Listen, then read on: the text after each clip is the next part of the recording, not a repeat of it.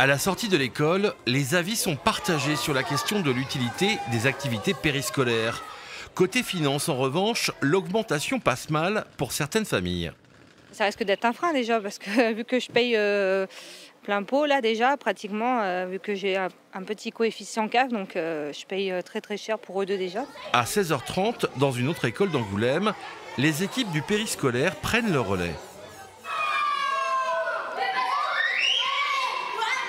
Au programme aujourd'hui, une fan zone qui colle à l'actualité de la Coupe du Monde de football.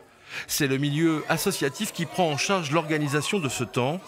Après augmentation de 30%, les tarifs à la semaine seront de 3, 6 et 9 euros par enfant en fonction des coefficients. Pour la mairie d'Angoulême, il était impossible de ne pas augmenter le prix de cette prestation. Aujourd'hui, le service rendu à la population a un coût. Et aujourd'hui, au regard de l'arrêt du dispositif des contrats aidés, notamment des CAE, eh bien écoutez, on a travaillé pendant 10 mois avec les partenaires associatifs et un des leviers, c'était l'augmentation des tarifs du soir. La FCPE, Fédération de parents d'élèves, a été favorable au maintien de la semaine à 4 jours et demi. Elle a néanmoins constaté que ces augmentations avaient des conséquences significatives.